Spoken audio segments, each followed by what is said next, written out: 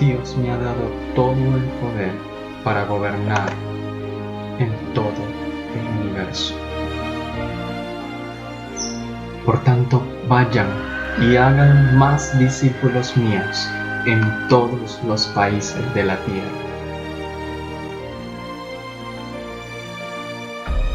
Bautícenos en el nombre del Padre, del Hijo y del Espíritu Santo. Enséñenles a obedecer todo lo que yo les he enseñado.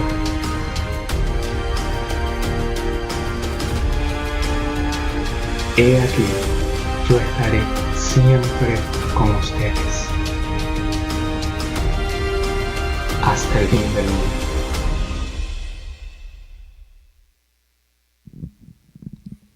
Siempre es un gusto compartir la palabra del Señor y gracias a los muchachos por dirigirnos en este tiempo de adoración y alabanza, preparándonos para seguir nuestra ruta, nuestra jornada el próximo domingo. Yo estoy contento, muchachos y hermanos, porque la iglesia no se ha detenido. A pesar de los desafíos, la iglesia ha seguido adelante. Y estamos estudiando una serie maravillosa acerca de lo que es el discipulado, de ser discípulos de Cristo. Y justo en este tiempo que estamos viviendo, ¿cómo podemos ser discípulos de Cristo? Y vamos inmediatamente al libro de Mateo, capítulo 4. Hoy vamos a aprender unas verdades extraordinarias que te van a ayudar mucho cómo usted como creyente, como cristiano, puede ser discípulo de Cristo no importando la circunstancia, no importando el tiempo que le corresponda vivir. Y vamos a mirar Mateo 4, verso 12. La semana anterior hablamos de Mateo 4, del 1 hasta el 11, donde aprendimos a enfrentar la tentación. Pero ahora vamos a mirar qué significa ser discípulo de Cristo. Cuando Jesús oyó que Juan estaba preso, volvió a Galilea. Estoy leyendo Mateo 4, 12. Y dejando a Nazaret, versículo 13, vino y habitó en Capernaum, ciudad marítima en la región de Zabulón y de Neftalí, para que se cumpliese lo dicho por el profeta Isaías cuando dijo: tierra de Zabulón, tierra de Neftalí, camino del mar al otro lado del Jordán, Galilea de los gentiles. El pueblo asentado en tinieblas vio gran luz, y a los asentados en región de sombra de muerte, luz les resplandeció. Versículo 17 de Mateo 4. Desde entonces comenzó Jesús a predicar y a decir: arrepentidos, porque el reino de los cielos se ha acercado. 18. Andando Jesús junto al mar de Galilea, vio a dos hermanos, Simón llamado Pedro y Andrés su hermano, que echaban la red en el mar, porque eran pescadores. Y les dijo: venid en pos de mí, y os haré pescadores de hombres. Versículo 20. Ellos entonces, dejando al instante las redes, le siguieron. Versículo 21. Pasando de allí, vio a otros dos hermanos, Jacobo, hijo de Zebedeo, y Juan su hermano, en la barca con Zebedeo su padre, que remendaban sus redes, y los llamó. Y ellos, dejando al instante la barca y a su padre, le siguieron. Leamos finalmente el 23. Y recorrió Jesús toda Galilea, enseñando en las sinagogas de ellos, predicando el evangelio del reino, sanando toda enfermedad y toda dolencia del pueblo. Y la iglesia dice: amén, amén. Alabamos a Dios porque durante este tiempo el Señor nos ha estado enseñando acerca de lo que es el discipulado. Y hoy vamos a mirar 4 verdades centrales acerca de lo que significa el discipulado de Jesús. Hemos dicho que hay como 3 o 4 grupos de personas que siguen a Jesús. Quizás los que lo admiran, lo siguen, lo ven y dicen: qué maravilloso es Dios.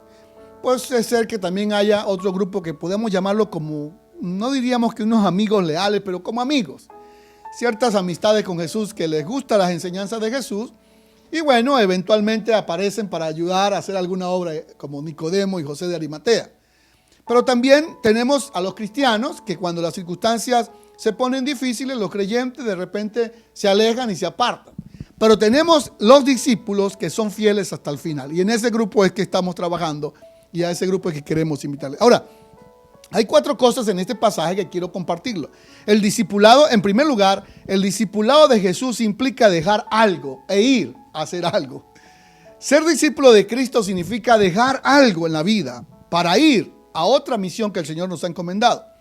¿Y de dónde estamos extrayendo esta verdad? Versículo 12 dice: cuando Jesús oyó que Juan estaba preso, volvió a Galilea. Subrayen la frase: volvió a Galilea. ¿Dónde estaba Jesús? Estaba en Nazaret. Era el lugar donde él se había criado. Jesús nace en Belén, pero se cría en Nazaret. Allí pasa gran parte de su vida con su padre en el taller de carpintería.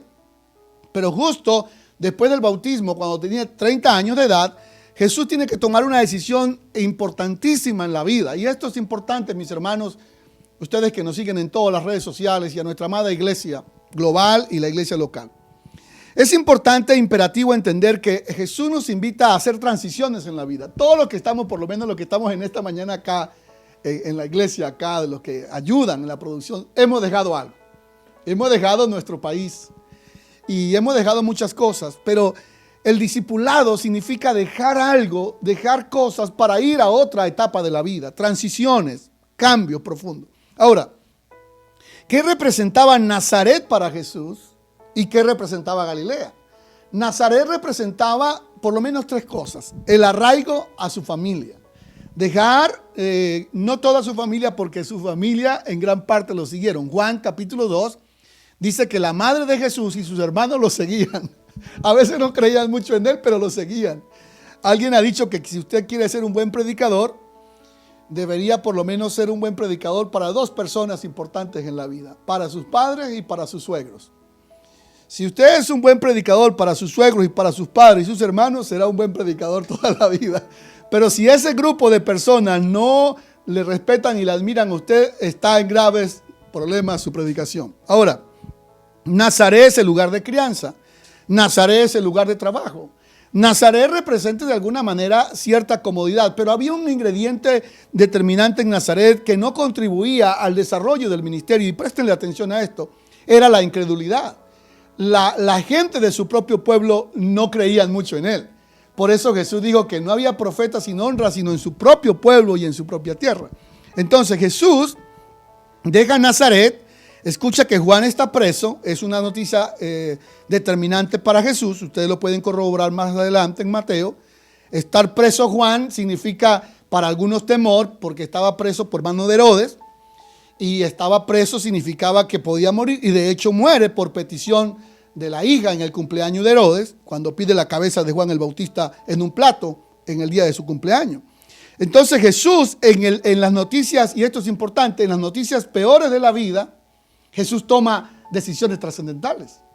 Cuando está viviendo un momento histórico determinante como el que estamos viviendo hoy día a nivel mundial, es un momento para tomar decisiones que son trascendentes en la vida. Y justo ante la noticia de Juan, Jesús toma una de las decisiones más importantes de la vida, y es dejar su tierra, dejar su casa, como dice Génesis 12 de Abraham, dejar su familia, su entorno, su arraigo cultural, su arraigo de trabajo, de crianza, para ir a una nueva etapa en la vida. Y esto es discipulado.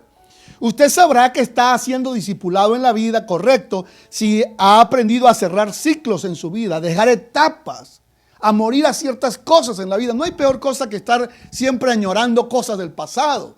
No, el discipulado de madurez es aquel cuando tú cierras ciclos del pasado y vives en el presente hacia el futuro. Si estás trayendo cosas del pasado, realmente entonces tu proceso de discipulado ha quedado todavía en proceso de madurez. Ahora, ¿a dónde va Jesús? Porque discipulado implica dejar para ir, deja arraigo cultural, arraigo familiar, arraigo de crianza y arraigo también, digamos que de alguna manera, de la ciudad, del pueblo donde él vive. Los compañeros con los que él se cría lo deja. Ahora, ¿hacia dónde va Jesús? Y esto es importante porque él va hacia Galilea,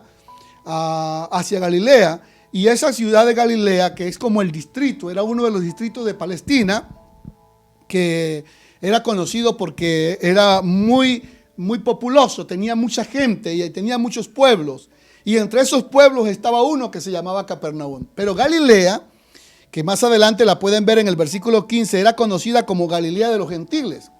Y la razón es que Galilea era un desafío para Jesús. Permítame decirles, Galilea era la ciudad marítima más fértil que tenía Palestina.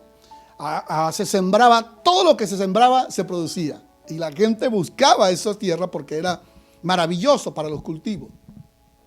Pero Galilea también era el lugar donde habían muchos puertos y la gente vivía de la pesca. Pero adicional a eso, era el lugar justo que estaba rodeado de pueblos paganos, por decirlo de alguna manera, o de gentiles, mejor decirlo así. Estaba Siria, estaban los fenicios, estaba rodeado por todas partes. Entonces era como la puerta de entrada al mundo. Todas las carreteras, los caminos principales tenían que pasar por Galilea.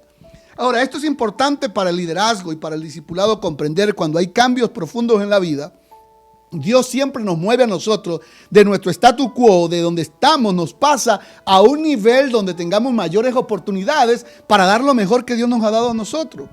Ahí en Galilea de los gentiles, rodeado por los fenicios, rodeado por los sirios, rodeado por todas partes, es una cultura, es una mezcla. Yo me sorprendí cuando llegué acá a esta ciudad, estudiando un poco acerca de Indiana y de Indianápolis, me sorprendí que en este solo estado de los Estados Unidos convergen personas de 120 culturas. Y que en este estado hay personas de todas partes del mundo, así sea uno representando. Y también me sorprendí que el estado de Indiana es uno de los estados de Estados Unidos donde más iglesias cristianas hay. Por eso uno ve una iglesia, hasta 5 o 6 iglesias en una cuadra. Jesús va ahí, pero ese pueblo tenía algo también curioso, o esa ciudad. Galilea era la ciudad de las sediciones. Sediciones quiere decir de los levantamientos, de la insurrección. Ellos eran muy habidos por lo tecnológico o por la innovación. Era el lugar donde la gente estaba al día de la tecnología, de los adelantos, por decirlo de alguna manera, científicos. Ahí estaba en Galilea. Y Jesús en Galilea se va a encontrar justo en el punto donde puede desarrollar su ministerio. Era el lugar donde la gente lo iba a escuchar. En Nazaret había poca gente para escucharlo, pero en Galilea lo iban a escuchar muchas personas. Pero tenía una característica adicional, que estaba muy plagada de cierta inmoralidad. Por eso el profeta dice, Isaías hablando, o Mateo citando a Isaías, dice que es un pueblo que está asentado en gran tiniebla y es un pueblo que está en sombra de muerte. Ahora, cuando usted o yo somos discípulos de Cristo, y esto es importante para la iglesia, cuando usted y yo somos discípulos de Cristo, una de las cosas que tenemos que aprender, amados líderes y pastores y amigos, es no quejarnos del lugar donde Dios nos trajo. Porque no tiene sentido de que nosotros dejemos nuestro país o dejemos el lugar y vamos a otro lugar a vivir una etapa de la vida y nos quejemos del lugar. Cuando nos quejamos del lugar decimos, oh, esta gente yo no la soporto, esta forma de ser de las personas no la soporto. Usted está negando el proceso correcto del discipulado cristiano. ¿Por qué? Porque Jesús sabía que Galilea era una oportunidad, pero justo con la oportunidad era la gente que vivía en la sombra de la muerte. Es decir, ahí había innovación, avance, todo lo había en Galilea, fertilidad, pero había todo, corrupción, inmoralidad sexual, perversión, había de todo. Entonces, querida iglesia, no te quejes del lugar donde Dios te trajo. No nos quejemos del lugar donde Dios nos trajo, alabemos al Señor. Si Dios nos plantó acá en Indianápolis a nosotros y a usted lo plantó en el Ecuador, en Perú, en Colombia, en algún país de Centroamérica, Suramérica o aún fuera de esas fronteras, alabe a Dios por esa tierra donde Dios lo trajo. Me detuve un poco en este punto porque es importante que usted entienda yo que el discipulado correcto es transición, es dejar cosas para ir a un nuevo desafío en la vida. Número 2.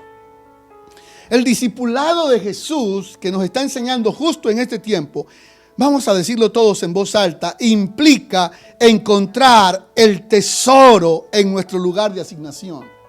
Alabo al Señor, lo digo con manos levantadas. El discipulado de Jesús implica encontrar el buen tesoro en nuestro lugar de asignación. Usted puede decidir qué ve acá donde está, qué vemos aquí en Indianápolis, qué ve en ese país donde está, qué ve en ese barrio, en esa comunidad. Pues yo quiero abrir tus ojos hoy. Jesús nos enseña que justo en ese lugar de sombra de muerte, lugar de tiniebla, Él se convierte en la luz. Pero esa luz hace algo trascendente. Véanlo conmigo. ¿Qué es lo que hace? Andaba Jesús, versículo 18, junto al mar de Galilea y vio a 2 hermanos, a Simón llamado Pedro y a Andrés su hermano, que echaban la red. Es decir, eran pescadores de oficio, pescadores de profesión. Y Jesús los llama y le dice, vengan en pos de mí, que voy a ser pescadores de hombres de ustedes. Ellos dejaron las redes y le siguieron. Y luego pasan a otro lado y ven a 2 hermanos más. Jesús tenía una visión aguda para ver de 2. En los servicios de los miércoles compartí esto. Admiramos cómo Jesús veía y digámosle al Señor, enséñame a ver cómo tú ves. Él no es que veía doble, pero veía siempre 2 opciones. Estaba mirando y no solamente vio a Pedro, sino que vio a Andrés. Cuando Jesús ve a un padre, no solamente ve al padre, sino que ve a los hijos, ve a la familia. Amada iglesia, amados líderes, esa debe ser nuestra misión también. Ahora, ¿cuál fue el tesoro que Jesús encontró en Galilea? Pues el tesoro más grande que encontró fue 4 discípulos. Amados hermanos y líderes, quiero que me presten mucha atención a esta enseñanza de hoy. La iglesia cuadrangular de Indianápolis y todas las iglesias que escuchan esta palabra, nuestra mayor asignación dada por Jesús en Mateo 28 es ir y hacer discípulos. Esa es la tarea de nosotros como pastores en esta ciudad, en esta iglesia. Usted me dirá, pastor, si usted supiera, yo trabajo, yo lo sé, lo sabemos, todos lo sabemos. Todos sabemos esa historia que usted sabe de memoria, todos lo sabemos. Pero aparte de esa historia, usted debe entender, y yo también, que usted fue llamado a esta ciudad para ser discípulo. Y Jesús encontró 4 perlas en la sombra de la muerte. Encontró al duro y rígido Pedro. Encontró al detallista Andrés. Encontró al hombre que era cariñoso, como decía mi hijo cuando estaba pequeño, cariñudo. Era ese hombre que cuida a los demás, compasivo. Y encontró a Jacobo, el sabio, el experto, que ante las reuniones del sínodo del concilio de Jerusalén, del concilio de Jerusalén, Jacobo se pone de pie y da el consejo sabio. Ahora, nadie más había visto a estos 4 hombres. Probablemente algunos de ellos eran discípulos de Juan, pero nadie más lo había visto como lo vio Jesús. Jesús ve a un rudo Pedro, mal carácter, explosivo. La palabra, como se traduce su nombre, es junco, que significa alguien que se mueve con el viento, intemperante. En términos psicológicos modernos, no me gusta mucho esa palabra, pero pudiéramos decir que era un poco, vamos a usar una palabra más sencilla, tambaleante en sus emociones, porque no es tan fácil decir la otra, pero es tambaleante en sus emociones. Pero ahí encontró 4 perlas. ¿Cuáles son las 4 perlas que nosotros estamos viendo en la ciudad que Dios nos ha traído, mis hermanos? Son los discípulos que llevemos a los pies del Señor. Amén. Número 3. Lo tercero que implica el discipulado de Cristo implica practicar las acciones que el Señor Jesús nos enseñó. Practicar las acciones diarias, los hábitos diarios que Jesús practicó. Y cuando usted lee la Biblia, consigue por lo menos 4 hábitos centrales en la vida de Cristo. Hay uno más, pero ahora voy a mencionar 4. ¿Cuáles son esos 4 hábitos centrales? Versículo número 23. Recorrió Jesús toda Galilea. Número 1, recorrer. Número 2, enseñar. Número 3, predicar. Y número 4, sanar. Nosotros somos discípulos de Cristo. La iglesia es discípula de Cristo cuando está haciendo estas 4 funciones en su vida. Usted me dirá, pastor, pero Jesús oraba. Es que la oración de Jesús era parte de su vida diaria, su hábito de vida. Jesús oraba como su estilo de vida. Pero estas son funciones que él hacía como tareas diarias. Yo no creo que la oración sea una tarea. Y no creo que la oración sea una función. Yo creo que la oración es parte de nuestra vida. Creo que es parte de la esencia de nosotros, del ser. Ahora, ¿qué significan estas 4 acciones? Recorrer. El autor Mike Murdock dice que Jesús nunca estaba quieto. Él estaba siempre en movimiento. De hecho, él mismo dijo que no tenía ni dónde recostar su cabeza. Que trabajaba, su padre trabajaba y él trabajaba. Jesús lo consigue usted en la mañana predicando, a las 9 dando enseñanzas, a las 12 hablando con una mujer en el pozo de Samaria, a las 4 discutiendo con los fariseos y con los griegos, y a las 7 de la noche reunido con sus discípulos ministrando de la cena. Él tenía una agenda tremenda, atareada. Jesús recorría. Recorrer es parte de nuestra vida. Hoy estamos recorriendo a través de las redes sociales. Todas las redes que puedas. Desenrédate de todas y usa la que mejor te sirva para llevar a otros a ser discípulos de Cristo. La otra cosa que hacía Jesús, y quiero ser muy categórico en esta, es predicar. Jesús predicaba. ¿Y cuál es la diferencia entre predicar y enseñar? La predicación es algo interesante. Y quisiera decirle por lo menos 4 cosas de la predicación, si me permiten decírselas. Hay 4 aspectos importantes de la predicación. Lo primero es que la predicación, la palabra que se usa predicación acá es la palabra como kerix o kerigma, que es proclamación, pero viene también de la palabra heraldo, ser un heraldo. Y el que predicaba era el heraldo del rey. Es decir, el que anunciaba lo que el rey le había mandado anunciar. Entonces el predicador era un heraldo porque hablaba lo que el rey le había mandado anunciar. Es decir, él no podía hablar por su propia cuenta. Por eso nosotros encontramos a Jesús que dice: yo no hablo por mi propia cuenta, yo hablo lo que el Padre me ha dado. Queridos hermanos, predicar la palabra de Dios es ser heraldo del Rey de Reyes, del Señor de Señores. Hay algo tremendo en la predicación. Cuando usted predica la palabra de Dios, y cuando yo la predico, es la palabra de Dios, es la voz de Dios hablándole a usted a través de un hombre. Hoy soy yo, pero mañana es usted, un niño. Repito, la predicación es la voz de Dios hablándole a usted a través de un hombre.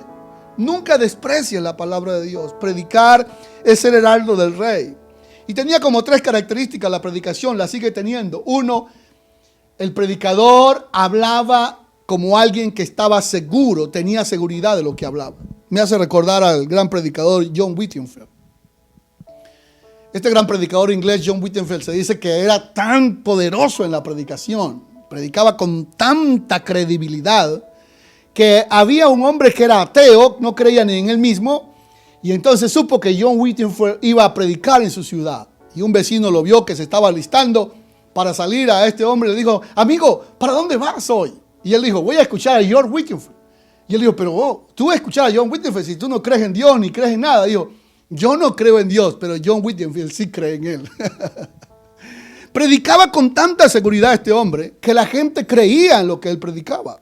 Jesús demanda que los predicadores creamos en lo que estamos predicando. 2, una segunda característica de la predicación de ser heraldo es que hablan con autoridad. ¿Por qué hablaba con autoridad el heraldo? Porque él hablaba en nombre del rey. La gente sabía que ese heraldo que se presentaba públicamente venía enviado por el rey. Por lo tanto, cuando él hablaba con autoridad porque traía la anuencia del rey. La otra cosa que Jesús hacía era enseñar. Y querida iglesia, la diferencia entre predicar y enseñar. Jesús enseñaba en la sinagoga. ¿Por qué enseñaba en la sinagoga? Porque la sinagoga era distinta del templo. El templo era el lugar donde se ofrecían los sacrificios en la adoración, pero en la sinagoga era donde se enseñaba las escrituras. Jesús también enseñaba en la calle, debajo de un árbol, pero la característica de la palabra enseñar es tener la paciencia para ayudar a las personas a que entiendan la palabra, y esto es central en el ministerio de Jesús. Y la otra cosa que es poderosa de las 4 que hacía Jesús era sanar. Extienda su mano conmigo y digámoslo en voz alta: el Señor nos ha dado el poder para orar por los enfermos y sanar. Alguien puede gritar: aleluya, amén. La iglesia hoy necesita recuperar el poder de la sanidad divina. Estamos amenazados todavía a nivel mundial por una pandemia X, Y o Z. Estamos amenazados. Pero la iglesia, usted y yo necesitamos hoy recuperar el poder que Jesús hacía en sus 4 áreas centrales de su vida. En la de recorrer, en la de predicar, en la de enseñar y en la de sanar. Y vean lo que dice el texto: sanaba toda enfermedad y toda dolencia del pueblo. Padre bueno, Jesús nos dijo que cosas mayores nosotros haríamos. Nosotros recibimos ese poder para orar por los enfermos y para creer que todo tipo de enfermedad, cualquiera sea su origen, en la acción y en el poder de Jesús, esas enfermedades desaparecen, se desvanecen en el nombre de Jesús. 4 y último, la 4ª cosa del discipulado de Jesús que Él nos enseña. Primero dije, discipulado de Jesús implica dejar para ir. Segundo, dije que el discipulado de Jesús implica encontrar el tesoro en el lugar donde fuimos asignados. Tercero, mencioné que el discipulado de Jesús implica practicar lo que Jesús practicaba. Y ahora, 4º lugar, voy a explicarles acerca de que el discipulado de Jesús implica continuar nuestra tarea. Jesús no se detuvo, mis hermanos. Si usted lee el capítulo que estamos estudiando, en el versículo 23 en adelante, usted dice, en versículo 24, se difundió su fama por toda Siria. Y subrayen la palabra Siria, porque es importante. Siria era una ciudad que estaba colindando con Galilea. Eran vecinos, no era el pueblo de Israel. Así como estaban los fenicios, estaba Siria. Ahora, Tanto fue el ministerio de nuestro Señor Jesucristo que la fama llegó a Siria. No habían redes sociales, no había televisión, no había radio. ¿Cómo llega la fama allá? Ahora, Jesús no se detiene, querida iglesia, y cuando la fama llega allá, le traen todos los que tenían dolencias. Hacia eso está el evangelio. Los afligidos por diversas enfermedades emocionales, psicológicas, mentales. Y subraya esto que el autor Mateo describe con tanta excelencia. Dice, diversas enfermedades, número 1. Dice, atormentados, 2. Y los endemoniados, lunáticos y paralíticos. ¿Qué descripción da Mateo de los grupos de personas a los cuales Jesús llegaba? Los a enfermedades de distinta naturaleza, los afligidos, los atormentados, los que estaban poseídos por demonios, los que se creía que a nivel del cambio de la luna les producía un trastorno bipolar o polar, y las personas que estaban de alguna manera paralíticos. Ese fue el ministerio de Jesús. Amada iglesia, le seguía mucha gente. De Decápolis, Decápolis significa 10 ciudades griegas, de Jerusalén y del otro lado del Jordán. Este es Jesús, de quien nosotros aprendemos. Hoy, déjame resumirle estas 4 verdades que les he enseñado, que he compartido con ustedes hoy. El discipulado de Jesús implica entonces 4 cosas importantes. Número 1, el discipulado de Jesús implica dejar algo para ir. Es dejar ciertos arraigos de nuestra vida para ir al lugar de asignación donde Dios te quiere llevar. Número 2, el discipulado de Jesús implica encontrar el tesoro maravilloso en el lugar donde Dios nos ha movido. Ahí encontró a los 4 discípulos más cercanos a Él en su vida.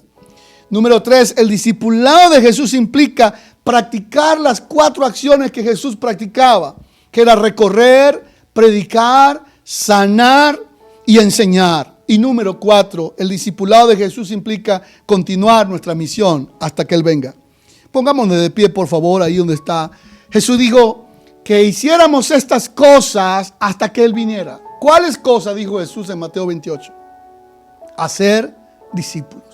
Extienda su mano conmigo hoy y dígale al Señor, Señor, yo quiero seguir tus pisadas. Quiero ser ese discípulo tuyo, Dios, que sigo tus pisadas. Hoy quiero dejar cosas en mi vida. Dígale al Señor en la oración. Hay cosas en tu vida que tienes que dejar. Usted padre, usted madre, quizás tenga que dejar ese mal carácter que tienes. Esa ira incontrolada que lo estoy viendo desde acá. Quizás usted tiene que dejar esa hipersensibilidad que todavía luchas con eso.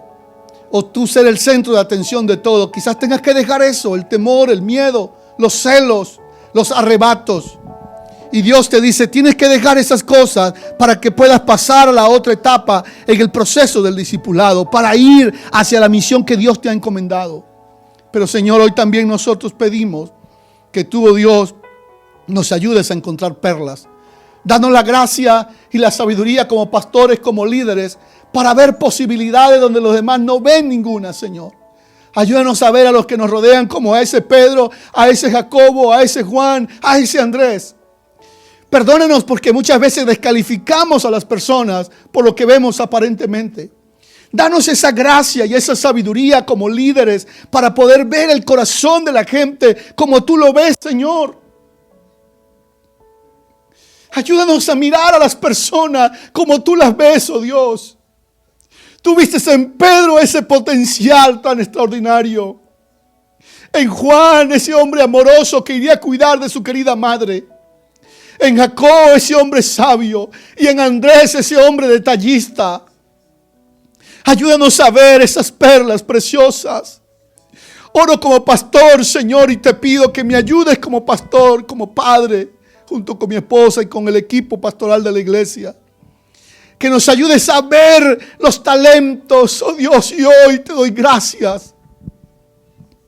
Porque durante esta crisis que ha vivido el mundo, la iglesia, tú has sacado talentos de nuestros muchachos. Talentos. Ellos han dado lo mejor de ellos para seguir adelante en la proclamación del evangelio. Y como tú le dijiste a Pedro, yo le digo a ellos también. El que te sirve a ti será recompensado 100 veces más. de lo que hacen. Pero Padre, hoy oramos para que encienda en nosotros, abre tus brazos conmigo, la pasión, Señor, por hacer las 4 cosas que tú hacías.